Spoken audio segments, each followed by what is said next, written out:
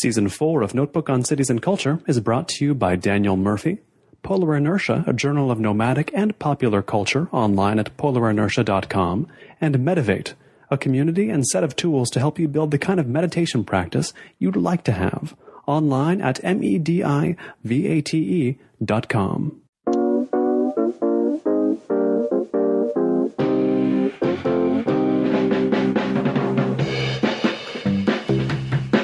In your experience, which is a bit longer than mine, interviewing about ideas, does drinking beer while doing it, as we are, improve or degrade the quality of the ideas discussed?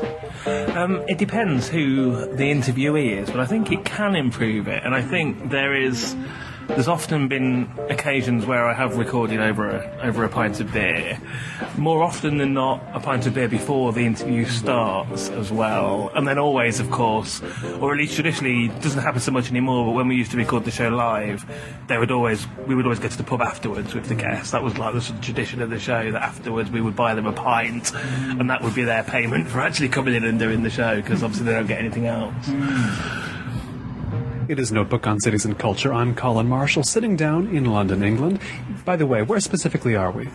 We're on, I think this is still, no, it's not City Road, this would be Old Street. We're on Old Street, which is Shoreditch, I guess we'd call this bit. Perhaps, but Old Street is probably the borders of Shoreditch and a couple of other areas, and Hoxton. And we're in a pub called the Nelson's Retreat, which I think the charitable description would be traditional. The traditional Nelson's Retreat on Old Street in London, England. I'm speaking with Neil Denny, who is the producer and presenter of Little Atoms. That is a show on London's Resonance FM. So if you live here, you maybe have heard it there, but if you live anywhere else, like me, anywhere else in the world, you've heard it as a podcast. Been going now since 2005. A show about, it's been variously described by Neil and by the other hosts who have gone through the door, as a show about ideas and culture, the ideas of the Enlightenment, science and culture, the ideas of the Enlightenment, science, culture, and the left. What's been the evolution? How do you consider the concept to have changed, or has just the description changed? Well, the quickest way to answer that would be that the show's been going for 8 years, so inevitably the pool of people that you can talk to, if you try and...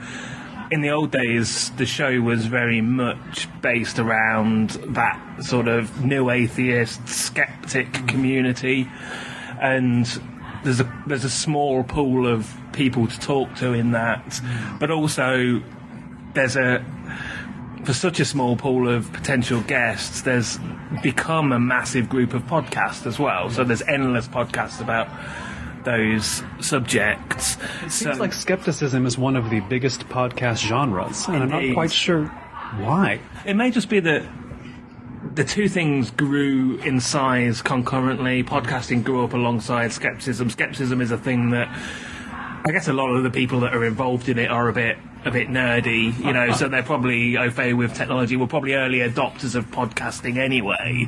And I think, the key thing about podcasting as opposed to normal broadcasting is it's something that you've got to actively choose to be involved in. You've got to figure out what a podcast was. For the first 2 years of us doing the radio show, people used to say on the, comment on the internet, "This is great, why didn't you do a podcast?" And I used to go, yeah, possibly, okay, might do that. What's a podcast? I don't know what a podcast is. Right. And then eventually when we did start doing it as a podcast, that was, I guess, 2007 when the podcast started, the version of the show.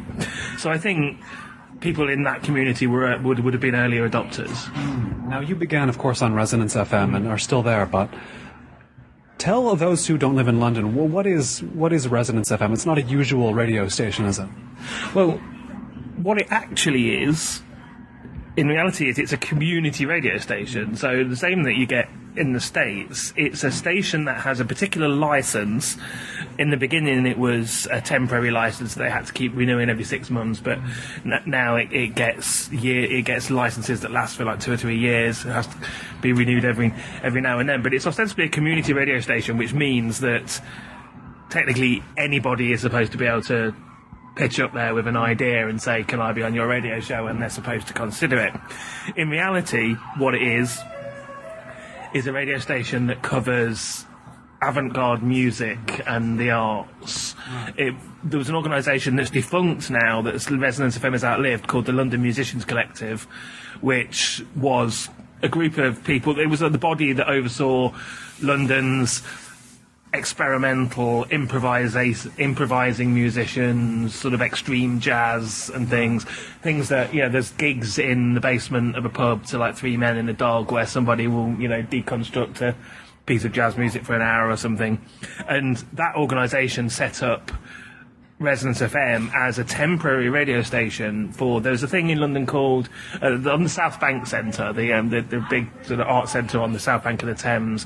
Every year there's a thing called the Meltdown Festival, which is always curated by a big name. So I'm not sure if the first one, but the one that is of concern to us for this question was curated by John Peel, the late famous Radio 1 DJ, but Nick Cave has curated it, and various other arty types every year. I think Polly Harvey's done it, and so John Peel was curating the Meltdown Festival that year, and as one of the things of his festival, they set up this temporary radio station, and that was a success. So they started doing it, as I said at the beginning, on temporary licenses, and then later permanently. But that's the idea, that it's supposed to be arts and music, and they have comedy, and they have talk shows like ours is, like a much more like NPR Radio 4 type talk show. I've heard a bunch of them. I mean, obviously a place like The Wire magazine has a show that I like. That's their, what you've described is their realm of music. Yeah. Or there's a show about video games I've heard a few times, but I've heard all kinds of things on it. Yeah, and Rough Trade Records, a famous record shop, Rough Trade, and a record label, have a show called Counterculture, which they play new releases. And again, it's Rough Trade Records, so it's a famous indie record label, but that's probably about as mainstream a type of show as Resonance would do. Just somebody. There's not many shows where it's somebody choosing records out of their record collection to play. That's the thing. They obviously get a lot of people writing to them and saying, hey, I'd like a radio show, I've got a really interesting record collection, can I come and play my records? And that's one that will always get turned down, kids, so don't do that. It's good to hear that they're selective about those, because on at least the community radio stations that I'm acquainted with in the States, they're mostly, hey, look at my records, that listen to them, I suppose. But tell me how the idea came together to do a skepticism/rationality themed talk show on a station like Resonance. Well, the reason I guess it was on Resonance is I met probably 10 years ago now, because we've been doing the radio show for 8 years, and at least 10 years ago I was introduced by a mutual friend to a guy called Richard Sanderson, who my friend suggested that we would have a lot in common and we would get on, and we did. We immediately hit it off and became friends. And this person, Richard Sanderson, he's an improvising musician and was on the board of directors of the London Musicians Collective, and already had a radio show on Resonance FM. So for the first couple of years of us being friends, I knew that he did this radio show. It was the thing that he did. In fact, the reason we met is because the friend that introduced us was on that radio show as a guest, and we went to the pub after that radio show. And Richard would would be in the pub on a Friday night, and Richard would say, I've got my series has just ended, and Resonance they're on my back basically to do something else. They keep saying, what you're going to do next, and I've got far too much on, and I've obviously got to do something, but it's a bit of a pain. And it would go on like that for months. And gradually, I think something stirred in the back of my head that I'd like to have a go at this, not having any experience of that sort of thing whatsoever. No media background, never done anything like it before. But we had this thing in common that was we used to go to the Skeptics in the Pub organisation. When it was back in those days, there was just one of these things. It was in London, in a pub on near London Bridge Station, which now ironically is where Resonance's station wasn't at the beginning.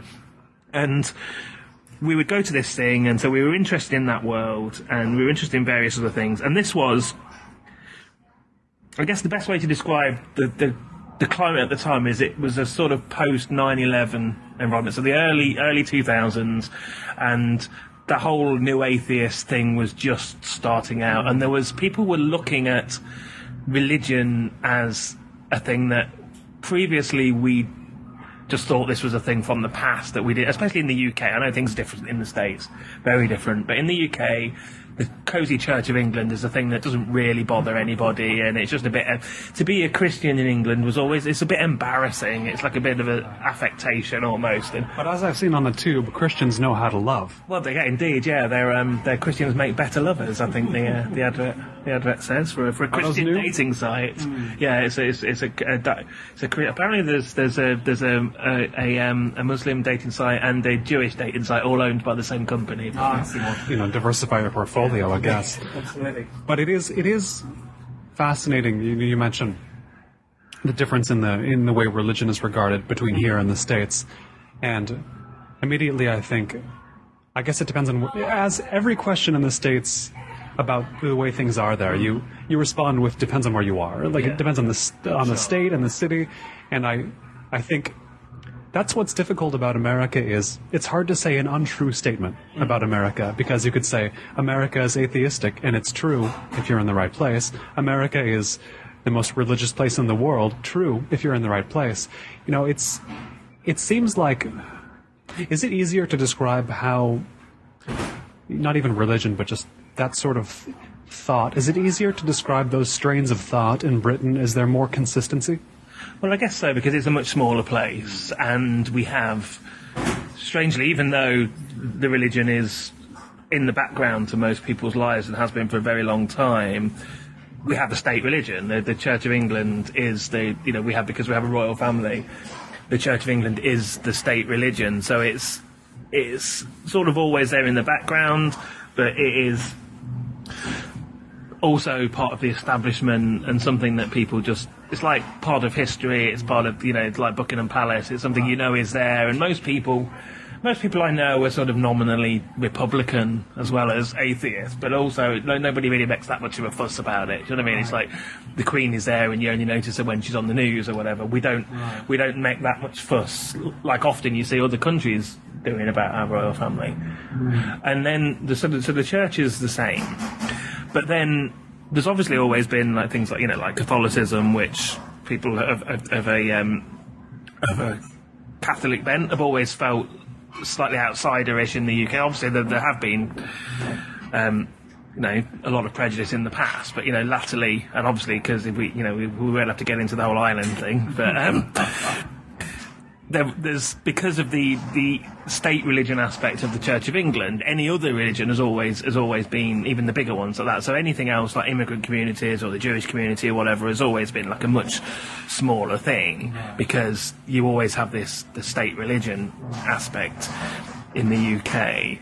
And I think, as I was saying about that time, this sort of the early 2000s, suddenly, because of 9/11, people started going, well, religion, actually, yeah, that might be the cause of a lot of the world's ills. And suddenly people were talking about it. So I said that was the beginning of that whole atheist movement. And as you mentioned at the top of the show, once upon a time when we first started, we used to describe the show as being about of the left. Right. And it wasn't necessarily that the show would be about politics as such, but just that idea that a lot of people thought that a lot of people on the left were sort of losing sight of that sort of enlightenment, the sort of values that you would perhaps consider to be progressive, and therefore nominally left-wing. I know that's a ridiculous reduction of the complexities of the argument, but progressive politics is often seen as being of the left.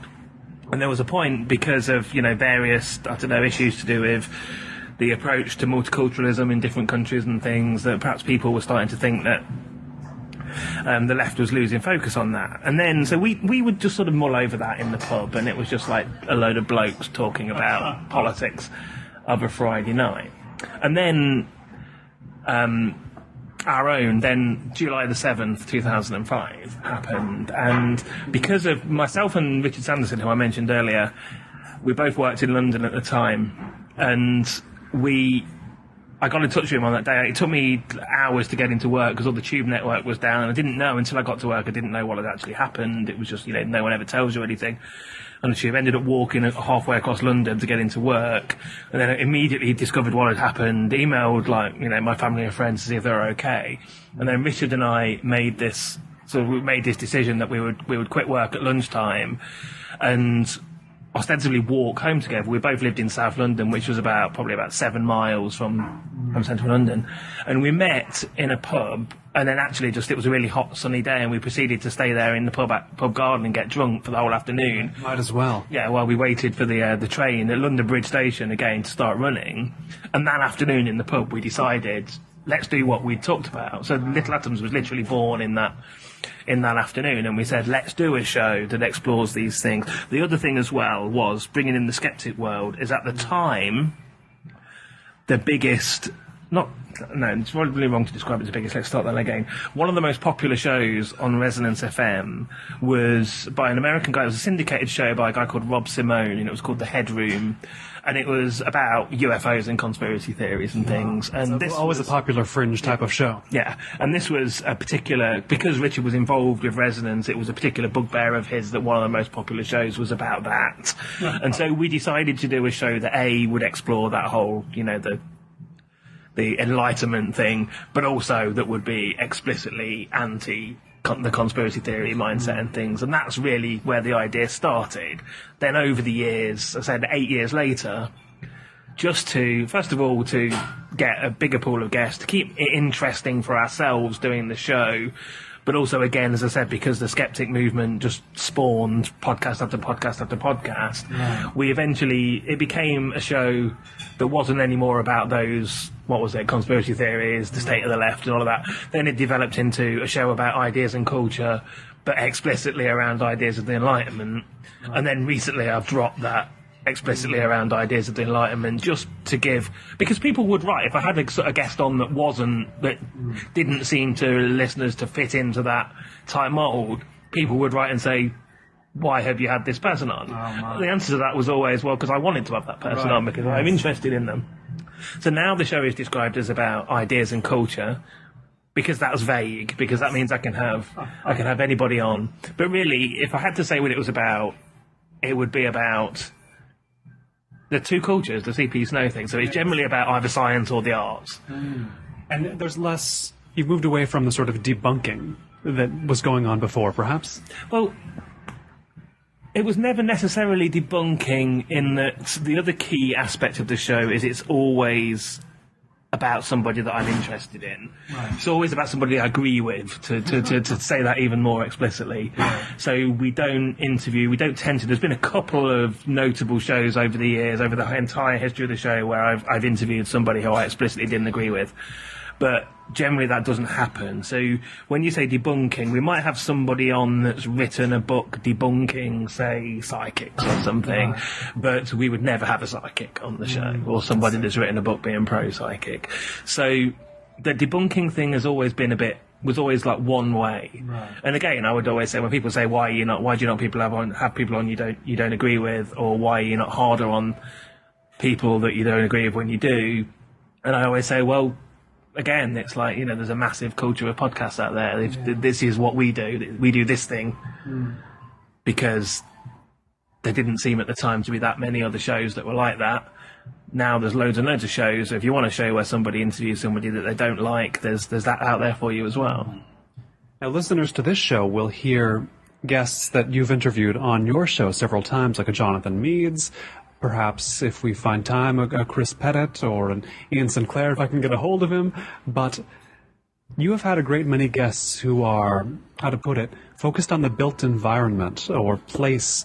I mean, was place an interest of yours, not getting served at the first stages of Little Atoms? Yes, I think so. I think that's something that's developed. But Jonathan Meades was on the show very early on. But he's a known anti-religion type fellow, yeah, right? Absolutely. So he was, when we first started, this is the other way in which it started, in that when we first decided we were going to do the show, we sat down. I've just mentioned that I only interview people that I agree with, and the idea of the show was always that I read a lot of non-fiction. I've started to do a bit more fiction nowadays, but it generally used to be based around the non-fiction book, and I would read those things anyway. That's what I was interested in. And I thought the British media was badly served by long-form interviews, and also at the time, the interview technique that was prevalent in those days. I don't know how familiar you will be with these people, but there's a journalist called Jeremy Paxman, Yes. and the Today Show on Radio 4, which is the radio show that every middle class person in the UK wakes up to. A journalist called John Humphreys, and they both epitomised this very aggressive form of interviewing. And to be fair, they generally interview politicians, so that's often more appropriate. Right. But the people that they're interviewing just go away and get media trained. So they have this sort of like butting heads interviews where it's Jeremy Paxman shouting at the interviewee and the interviewee not answering the question, right. And that goes talking past each other for the whole time. And it's all sort of like, all heat and no light. And so I wanted to do something that was different to that, which would be a talking to somebody about something that I was genuinely interested in. So it wouldn't have to be sort of aggressive and competitive. But I also thought that the way to do it would be, if I was just sat in a pub, like we are now, reading a book, and I looked up, and at the next table was the author of the book that I was reading, I would go, oh, hello, sorry to interrupt you. Can I talk to you about your book? I'm really loving your book. Let's talk about... And how the conversation that you would have in that pub with that person would not be the same as the conversation you would have if you arranged for that person to come into a BBC radio studio with prepared questions and the book had been read by a researcher or something. So that was the idea, that it would be basically a pretty unstructured, for listeners to this show, very similar to your own show, Colin. A long form conversation with a person like we're doing now. That's what the format of the show would be about. Now I've completely lost track of what I was saying. Where was this going? Well, it raises a question that I find important in this context, which is, do you think, I don't know how much experience you have with American media, but bad British media and bad American media, are they bad in different ways or bad in the same way? When I think of bad American media, I think of things like Fox News and things. I think of them being bad because they have an explicit political agenda, and that sort of thing just doesn't happen, really, in the UK.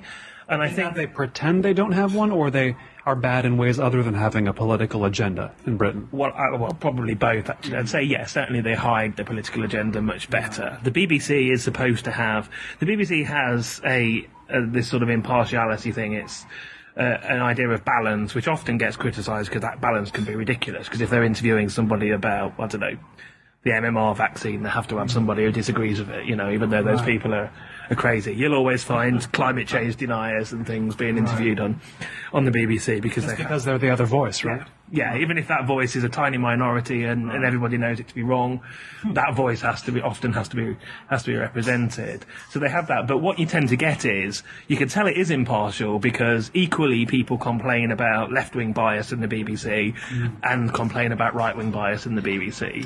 So I guess they did it then. They're balanced. Yeah, exactly. So I think perhaps what we don't do, which I was always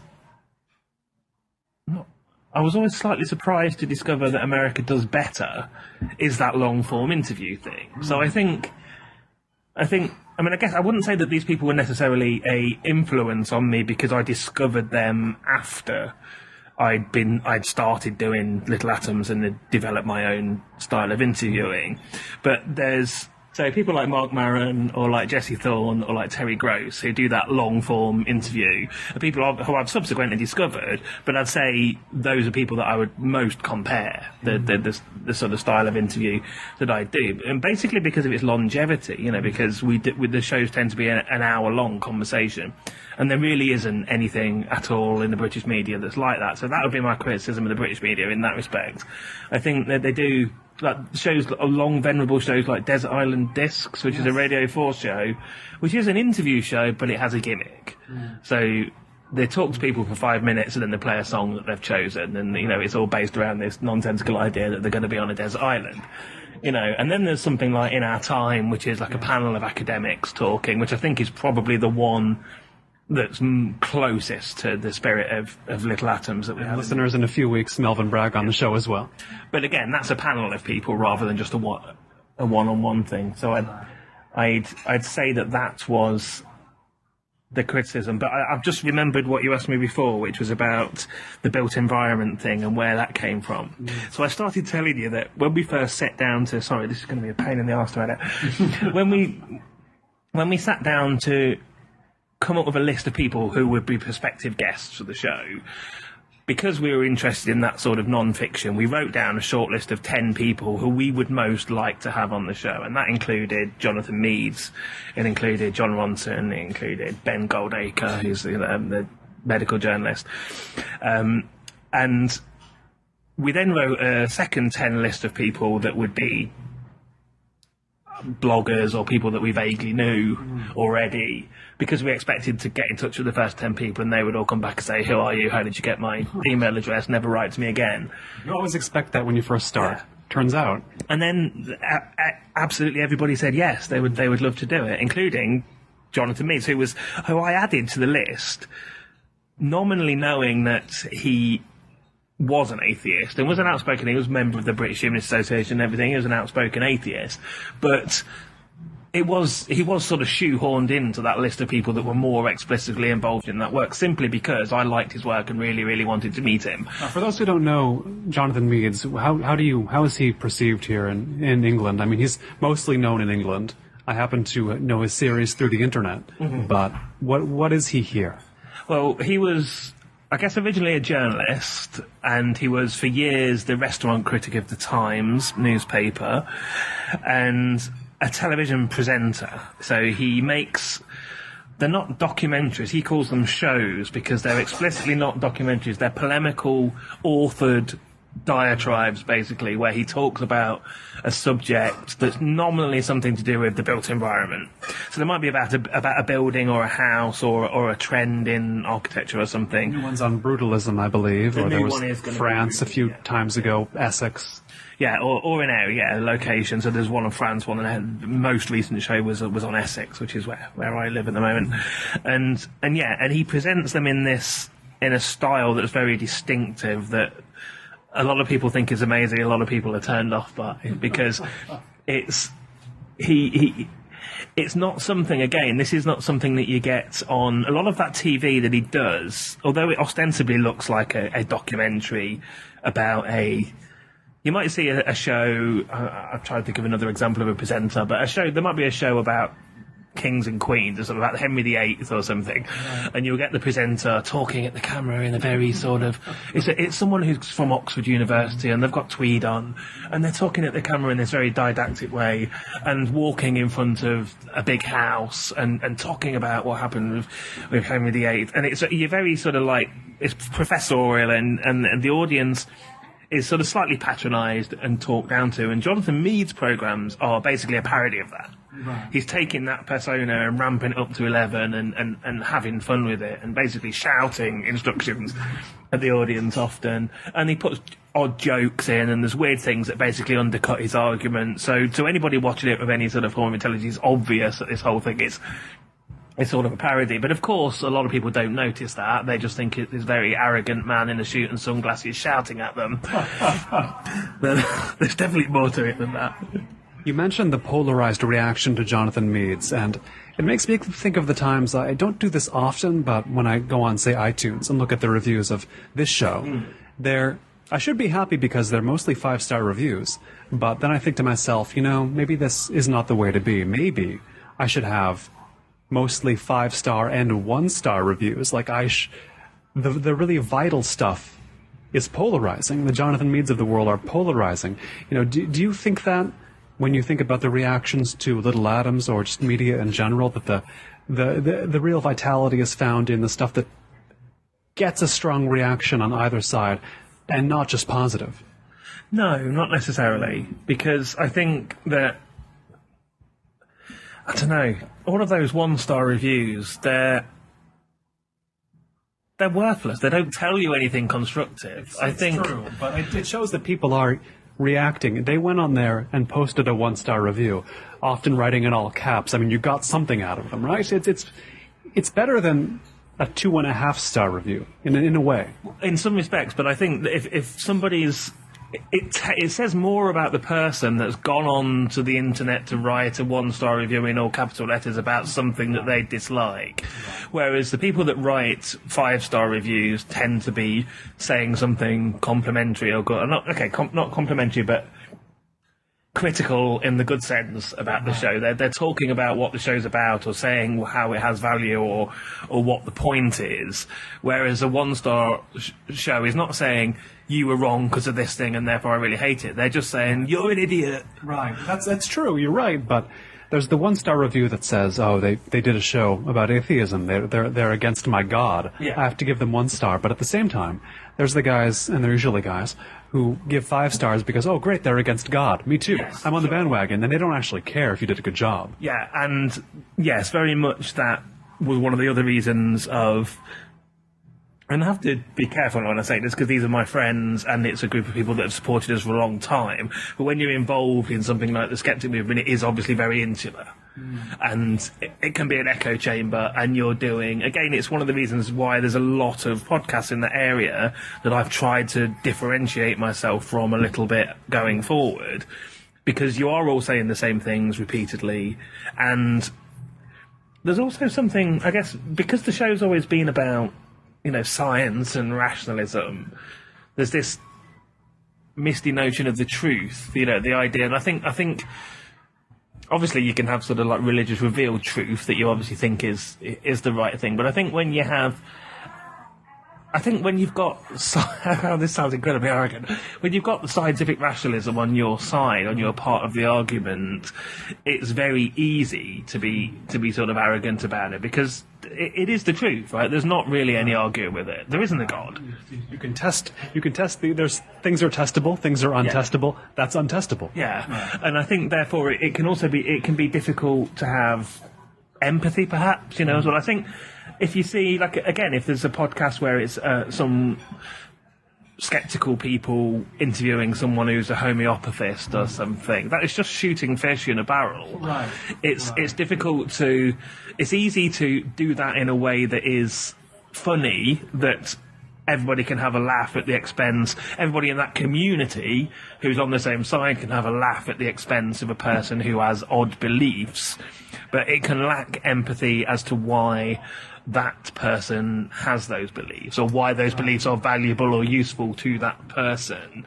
None of this is suggesting that those beliefs might be right or wrong. They're definitely wrong in terms of the scientific rationalism and all of that, but people believe in certain things for a reason, and I think there are podcasts and radio shows and things out there that tackle that look at that aspect and do it well, but it's a lot easier just to be aggressive and kick people, basically, because it is funny. It can, it can be something that is easy and funny to do, and I think cheap thrill there, yeah. So I think it's much more difficult to avoid that.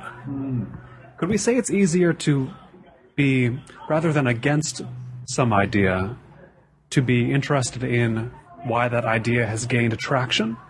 Yeah, I think that's much more interesting anyway. I think the psychology. I think the psychology of why there's no such thing as ghosts, right? There's absolutely. I don't think it's controversial to state the opinion that people don't die and go to heaven or whatever. People don't come back. There is no such thing as ghosts, and yet a lot of people have experiences where they have seen ghosts. Therefore, the psychology of why people experience ghosts, and I guess the science of what is it that makes people see ghosts. Is it, a hallucination? Is it some sort of infrasound thing or whatever it is that people say it might be? All of that stuff is very interesting. Those are the sides of it where, why do people have the need to experience these things? That's interesting. Right. But it's still wrong. Right. There's no ghosts. It's like somebody says they claim to have seen God, and you say, well, I'm not sure about that. They say, are you arguing against that I saw God? And it's like, no, I believe anybody can see God because that's a subjective experience. Anybody can have any subjective experience. It's when you make the jump from your subjective experience to an objective claim. That's where the interestingness is it not? Yes, absolutely. I think that's right. And I think, and I think you can... Again, it's the same thing that the new atheist movement is it's fallen into the trap of like people like Richard Dawkins, who are, I guess, the biggest name on both sides of the Atlantic of that movement nowadays since Christopher Hitchens passed. It's a trap you can fall into because there's only so many times you can say there's no such thing as God, there's no such thing as God. Clearly that's not the problem. It's not that not enough people said there wasn't such a thing as God. It's not because nobody said it, right? Yeah, absolutely. And I think if you're not looking at, obviously there's a political argument to be had about secularism and whether or not religion should have an influence in the actual public sphere over and above a personally held view. That's a very important argument and where it should be fought. But just to be attacking people because they believe in God and therefore you deem them to be a bit silly, I think, is where that, as I said, it lacks empathy, that argument, and I think it's very easy to fall into that trap. To go back a bit to the days when you described Little Atoms as a show about the culture, science, the ideas of the Enlightenment and the left, in America at least, that the bit about the left always dangled because I don't want to speak for America, but I don't know if I necessarily associate the American left with the Enlightenment, just because it's, again, maybe it's just me talking, but neither side of the political divide in America seems particularly enlightened, shall we say? I mean, I think maybe Americans in some number have the experience of believing that the left was the thinking man's side and then becoming disillusioned and sometimes turning conservative because of it, or in my case, more turning kind of neutral / apathetic politically. It seems like, I don't know, tell me, you did a road trip in America, across America with Little Atoms in 2012, was it? Yeah. Going across America, visiting scientists, interviewing them, and exploring, correct me if I'm wrong, but the divide between the perception of America as a very religious place and maybe one of the less rational countries there is, but also one of the drivers of modern science as well. Tell me what impressions, looking back on your impressions, what do you think now about the religiosity against the science forwardness in many ways of America? Well, that whole idea, to begin with, the idea that this was supposed to be a trip to explore the contradiction between the religiosity and the sort of science powerhouse aspect of America, was very much how I presented the idea to the awards body that was going to give me the money to go. Yes. Because to say I was doing basically what you've done here, talking to me, is you've come to London for a couple of weeks and you're interviewing as many people as you can while you're here. You want to talk to people that fascinate you. That's all. I went to America, drove across America, interviewed as many people as I could, and then they're all presented as individual podcasts with scientists and interesting people. Right. And I was obviously going to talk to the same people that I would be talking to if I was doing the podcast in England. But yes, I put together this idea, and then when I've subsequently done talks about that trip as well, it has this sort of overarching narrative that it was to explore the contradiction between our view and not the truth. This is very specifically because people criticised me about this at the time. It was a European view of America as being either, as being the East and West Coast and the Bible Belt in between, and about the idea that, incredible religious fundamentalism, but also putting a man on the moon type thing. I always knew that the reality was far more complicated than that. That's obvious, but I wrote a series of articles for The Guardian about that trip, and the first one, literally as I was flying to America, the first one was posted, wherein they write the headline for you. They'd made the thing look like it was a sort of, do you know Louis Theroux, the English journalist? This idea, that you go, and I guess it's sort of not in quite the same way, but like John Ronson's thing as well, in that they will spend time with religious crazy people, or with the crazies of America. Exactly, and to reveal that. So it was presented as if it was going to be that sort of thing, which was never the point. So of course, a lot of the comments on the Guardian article said, "How dare this patronising European come to America and tell us what it's like? Doesn't he not know that America's a massive place with lots of contrasts and lots of different places?" Yes, I did know that. Of course, I knew that. That was always obviously going to be the case. But as an American, that thing is still interesting that Sure. they pitched it as. Yeah, having said that, yes, it was still an interesting area to explore, and what I was going to be was talking to some people, for instance, Jerry Coyne, the biologist, who's heavily involved in the move to stop creationism being taught in schools and things like that. So that's an interesting argument to look at, where science is fighting against religiosity. And I made the point, it was in an election year, so it was in the months leading up to the late 2012 election, and at that time, from a European perspective, Obama didn't look like a shoe-in for that election. He looked very like it could go either way. So the idea was also to talk to the people that I was interviewing, and I started off doing this and very quickly dropped it, because basically everybody said a very similar thing. But saying, what's this? You're a scientist doing this, whatever science you're doing, what does this upcoming election, how does that impact on you? How does it impact on your science? And people would often say the same thing. What's interesting about America is, once upon a time, 30 years ago, the Republican Party was the party of science, and science funding was very much a thing that they cared about. And then that whole culture wars thing happened, and suddenly the thing switched, and the Republican Party are now more likely to go to the sort of, religious hinterland for that cultural vote.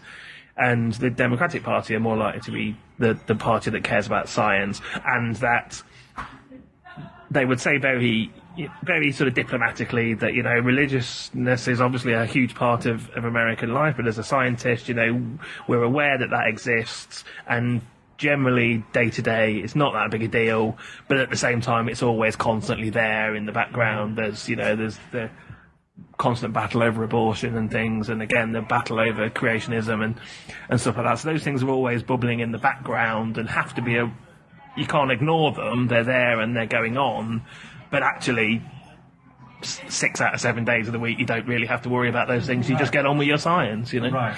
It doesn't affect them necessarily directly. Certainly not directly, but even indirectly. It's sort of a vague force. It's like a little like the political battles you hear about in America. They don't really affect a lot of us. Most of us are not on the battlefield. Same in England, I would suppose, for what political battles there are. You guys are not out there fighting them necessarily. No, absolutely. And again, the other thing I was saying about dropping the politics thing was that everybody, like every scientist I spoke to, we're talking about scientists. We say, I'm describing these people as scientists, but they're academics. They're people attached to a university, so they're part of that sort of progressive cultural elite as well. So everybody I spoke to would say, so we talk about the election, and they would all say, well, I want Obama to win, I'm going to vote for Obama, right? And after the 8th person said, I want Obama to win, I'm going to vote for Obama, I thought, well, there's not really any point in continuing this, because there's no variation here. Yeah, exactly. So those scientists are, when I'm talking about, there's often this divide about, the two cultures. We've just said the C.P. Snow thing, which I like Little Atoms to be about art and culture, and art and science and culture, and there not being a sort of divide between the two. I sort of picture those people as being part of that same academic, cultural elite, not just people that are like, technicians working in a lab in a white coat or something, I think. To touch on another aspect of Little Atoms, doing this road trip, what did you happen to learn about place in America versus place in England or Europe as you were thinking more about science, more about culture, but you were going from place to place to place, no doubt gathering, if subconsciously, much information on places in America? Well, on a very basic level, one of the things I really wanted to do, because I just love American diner breakfasts, but I thought, and in fact I wanted to incorporate this in the show. I wanted to try and talk to people in the man in the streets type of thing, but it became too much work, so I quickly dropped it. But I made a point of, going out and eating out and just talking to people.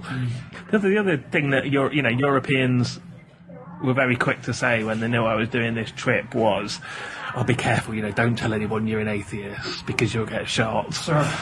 Okay. But, as soon as Americans hear an English accent, they're curious about who you are and what you're doing there, and especially if you happen to be in a diner somewhere in the middle of nowhere in Oklahoma or something. Right. And the waitress in the morning would say, "Oh, you know, what are you reading for?" No, would say, where are you from? And I'd say, "Oh, I'm from England." And they would say, "What are you doing?" And I would say, "I'm a journalist. I am over here doing this thing." I never lied about it or made anything up. And everybody was unfailingly interested. You know, nobody ever held up a cross and said, "Get out." And I don't suppose I explicitly said, I'm an atheist, but I would say, I'm a journalist, I'm over here interviewing a lot of scientists across the way and looking at the various aspects of American culture around science, and everybody was unfailingly interested in that. So I never experienced any religious-based hostility. How did America change? America changed, in the ways that, on the obvious touristy way, in which, say driving one day when I drove out of I drove from Los Angeles to Tucson, one afternoon or day, and, on that drive, drove down to San Diego and then along the border, very specifically because I wanted to go to Calexico, because I'm a fan of the band. I wanted to take a photograph of the sign that said Calexico. That was the only reason I went that way. And how the colour of the desert changed every 10 minutes. The colour of the landscape changed every few moments. The contrast of the cities, my favourite parts, although I did a lot of that south, I went to down to San Diego, then along the Mexican border to Arizona, Phoenix and Tucson, and then up to New Mexico, went to Los Alamos, and then the furthest south I went on the East Coast was to North Carolina. But my spiritual home in America, if I had to say such a thing, is the same latitude as England. So my favourite places were San Francisco, Chicago, New York, and Boston. All places that are weather is outside here in this pub right now. And I did sort of architectural walking tours and things in each of those places on the afternoons that I had off, and I found that was one of the most fascinating things I found.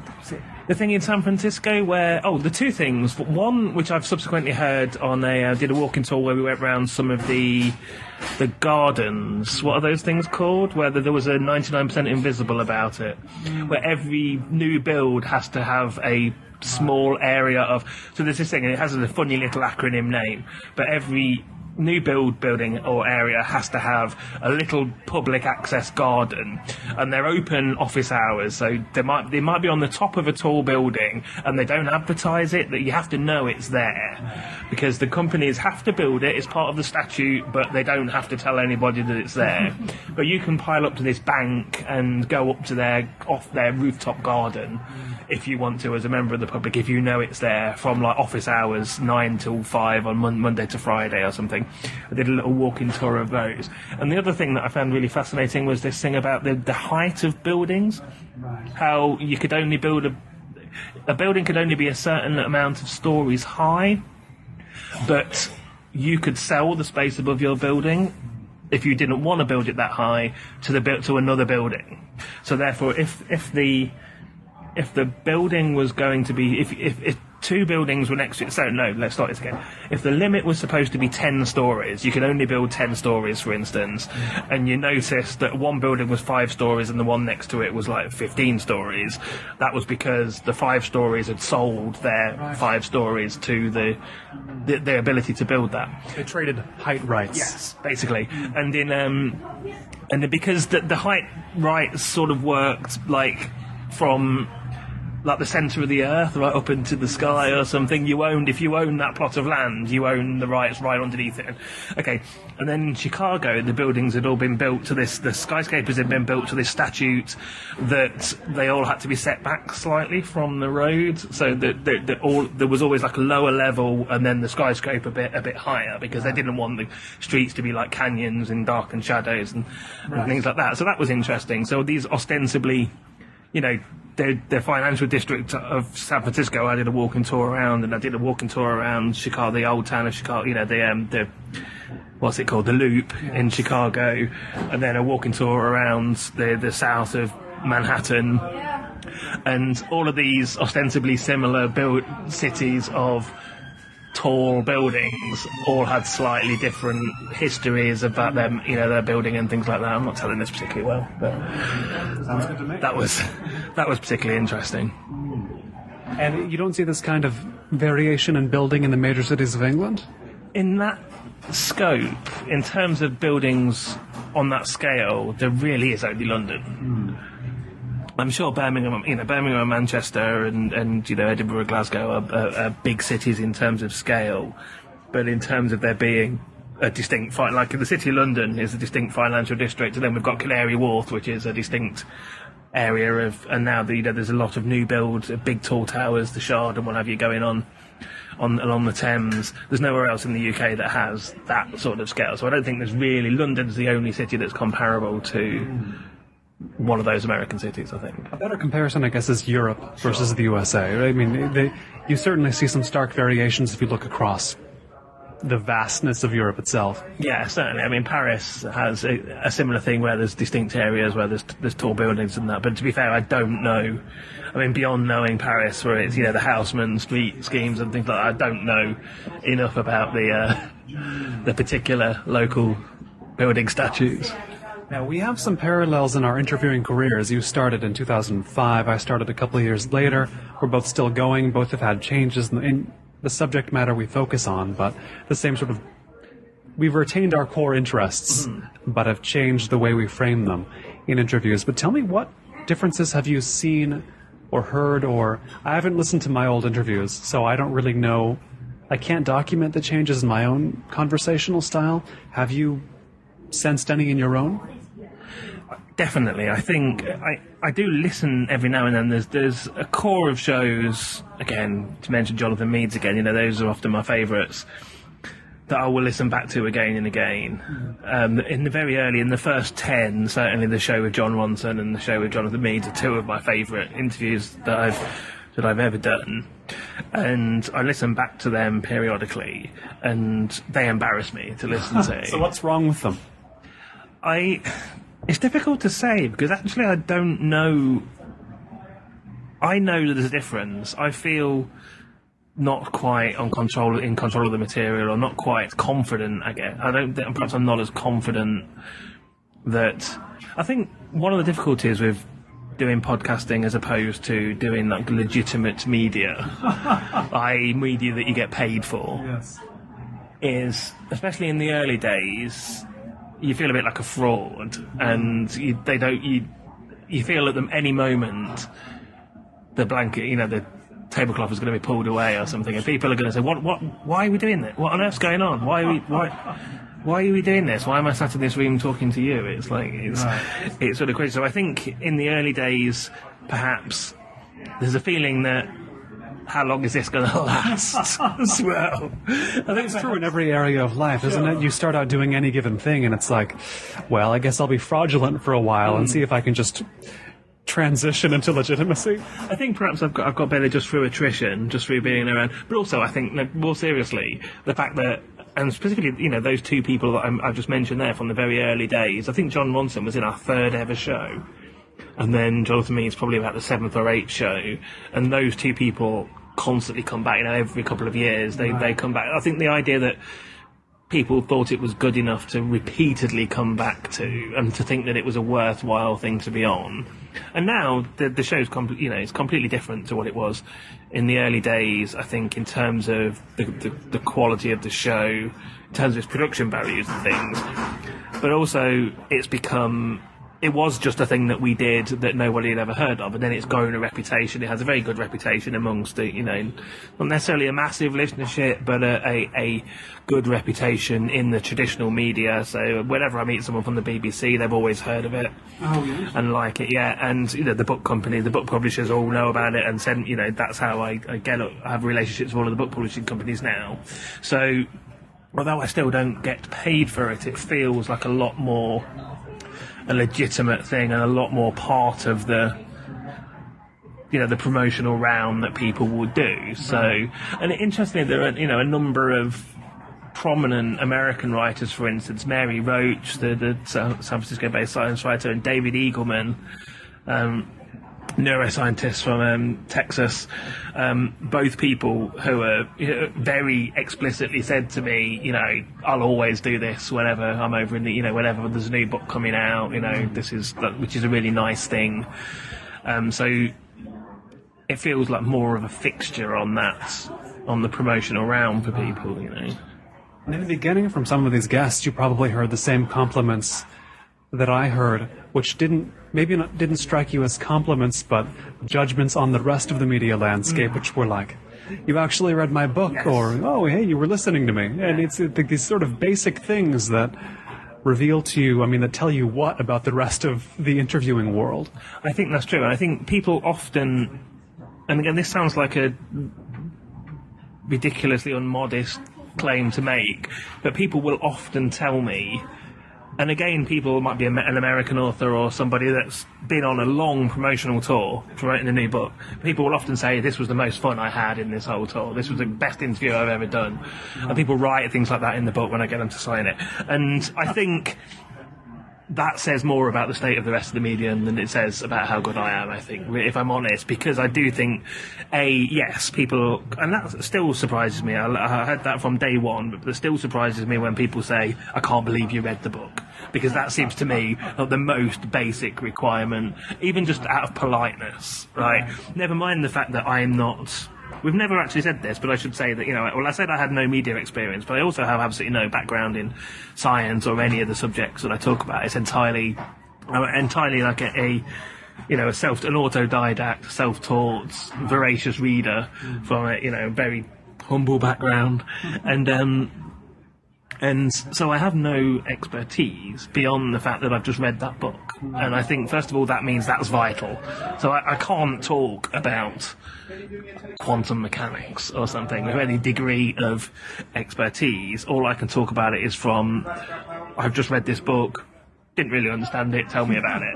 That's the point of the interview. So the least I can do is read the book. That's the basis of it. But also, the show's an hour long. Right. And again, as we've already mentioned, there's hardly anywhere. The round in the UK, if you've got a book out, if you're a prominent author, the biggest authors in the UK, if you've got a book out, you'll inevitably be on a programme called Start the Week on Radio 4 on a Monday morning with 3 other people, and you talk about your book for at best 10 minutes. And then other people talk about it as well. And there's a few other things like that, but there's nowhere where you get to talk about yourself. And again, people like to talk about themselves, right? It sounds like a surprising thing, but when we first started this, I thought people aren't going to want to do the show. But nobody ever says no. Nobody ever says no.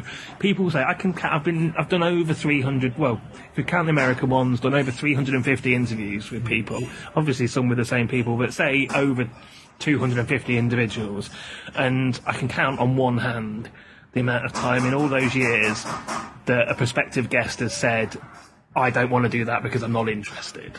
People will say, I can't do it at the moment, I'm sorry, I'm busy, or, "Oh, I'd love to do it, but we'll fit that in," and sometimes that happens and sometimes it doesn't. But nobody ever says no. People want to do it. Right. And contrast to expectations, certainly, especially people probably ask you, "Oh, wow, it must be hard to get these guests." Yeah. That's the least hard part. Yeah, and that's obviously changed. In the beginning, because I also, from the very beginning, because we weren't legitimate media as such. I keep saying that even though we are on Resonance FM, obviously, being able to say that you're on a radio show is clearly more impressive than just saying I do a podcast. So I think that obviously helped. And I tell you now, it doesn't matter. For some reason, people know what a podcast is. Yeah. So I've had no difference at all in saying, when I did it on the radio and as a podcast, I figured, well, maybe I'll have to deal with just saying I'm a podcast when I'm just doing that. But it doesn't make a difference nowadays. I think back in the day, back in 2005, there was definitely people didn't know what podcast was. So I think to be able to say it was a radio show, even if they hadn't necessarily heard of the radio station, that made a difference. But I think very specifically saying you get to talk about yourself for an hour made people say, "Oh yeah, I'll do that," because they're self-publicists, right? That's why they're writing books, ultimately. And actually, at the beginning, you think, oh, wow, that's amazing. They want to be on my show. But of course they want to be on your show because they want to publicise their book to as many people as possible. Right. If there's one thing they can talk about, it's the subject of their book that they've just written. And they can talk about it for an hour. And people often say as well, how can you talk to somebody for an hour? I actually find it far more difficult to do. If you do one of those things where, often there's a show where we'll cover an event and you interview like 6 people for 10 minutes at a time, I find that much more difficult than just sitting down like we're doing now and having this conversation and talking. We're always thinking, I only have 7 minutes left. What are the most important questions I can ask in these remaining minutes? Because I'll get to ask 3 of them probably. Yeah, absolutely. I think if you've got an hour, you just ramble, and it just comes out like a conversation. And also, tangents go off, and things come up that talk about that you wouldn't necessarily have thought when you were making your notes at the beginning, and things like that. I think an hour is a nice, easy, long time to talk to a person. But you asked me about finding guests, so right at the beginning, I also made a decision that because it's not particularly legitimate and no one's heard of it yet because we're just starting, that there was absolutely no point talking to people's agents because there's nothing in it for them, right? There's no reason whatsoever for an agent to pass you a message on because they're not going to get anything out of it. So all the people we contacted in the first place, we could find their contact details on the internet. So this was just at that point where people were starting to put details on the internet.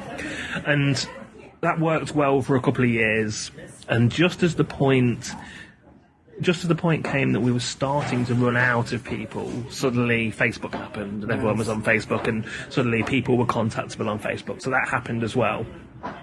A sort of similar thing happened with Twitter, but at the same time that Twitter came was at the same time that I was getting the reputation with the publishing companies, so then they started coming to me. Right. So now, yes, there's absolutely no. I booked up weeks in advance and never have a problem. There'd be, like 5 years ago, I might suddenly realise we hadn't got a guest book for that Friday and have to put a repeat on or something because we couldn't find anyone in such short notice, but that just doesn't happen anymore. Now there's just no problem. And it's more managing, not turning people down, but fitting people. People want to be on. People write to you and say, "This book's coming out. We'd like to be on it." It comes out in 2 weeks' time, and you say, "Okay, well that's fine, but it ain't going to be on for 8 weeks." Right. Because so as long as you're happy with that, and I don't really care about that myself because I do see, although because the show's about books, it's easy to be on that. It makes it easier to find guests to be on that vaguely promotional cycle where you get sent press notices about new books that are coming out. So it makes it easier for myself to do that. But because I'm more interested in building a sort of big archive of interviews, of conversations, a long-standing thing, I don't care if we interview somebody about a book 10 weeks after that book came out. That's not important to me, but it might be important to the publishers. And I think back to that line, people asking, how can you talk to somebody for an hour? That says more about the people than about interviewing, doesn't it? How can you talk to somebody for an hour? Now you realize, probably, you can talk to anybody for that amount of time and more, right? Well, I think I might struggle to just go up to a random person in a bar and talk to them for an hour, because actually I'm not, I'm quite diffident. I'm not particularly, I'm quite a shy person in normal life, but I'm talking to a person for an hour about a really amazing thing that they've done. I've got the thing to talk about. A book is a thing that I've read that I know what I want to talk about. We could do it for 3 hours. It's not. It's not a difficult thing. It's not literally just about being able to talk to a person for an hour, but we're talking about a particular thing, which is what makes it so easy, I think. I've been speaking here in London's Old Street with Neil Denny, presenter and producer of Little Atoms, heard here in London on Resonance FM and around the entire world as a podcast. Neil, thanks so much for taking the time. Colin, thanks. It's been an absolute pleasure. I love your show, and it's a real thrill to be on it. Thank you. This has been Notebook on Cities and Culture. I've been Colin Marshall, and you can keep up with the cultural creators, internationalists, and observers of the urban scene on the show at colinmarshall.org. Thanks. Special thanks to everyone who backed Season 4 on Kickstarter, including Joel Neville Anderson, Daniel Levin Becker, Paige Calvert, Commander Manvark, Jonathan Crow, John Cunningham, David Dawes, James DeVito, Tim Dobbs, Paul Doyle, Jake Elliott, Kevin Emmett, Lawrence English, Jonathan Filbert, Andrew Philippone Jr., Michael Fransky, John French, Themistocles Eucrucius, Will Graham, Umberto Grant, Samuel Hansen, David Hayes, Jeff Hillenbrand, Mark Hines, Andrew Johnstone, Tadeusz Andrzej Kadlubowski, Peter Kavanaugh, Ted Kane, Andy Cooney, Evan Landman, Alfred Lee, James Maloney, Sean McDonald, Alberto Bruzos Moro, Jason Miller, Rob Montz, Daniel Murphy, Richard Nash, Aidan Nullman, Patrick O'Flaherty, Danny Olson, Michael O'Regan, Ian Blosker, Christopher Porter, MJ Pritchett, Piers Rippey, Rob Schultz, Todd Shimoda, Cam Smith, Deborah Smith, Adam Sutherland, Maureen Kincaid Speller, Anna Traher, Thomas Interberger, Matt Warren, Nick Weigelt, Dion Wolf, Cynthia Yang, and Wayne Wright.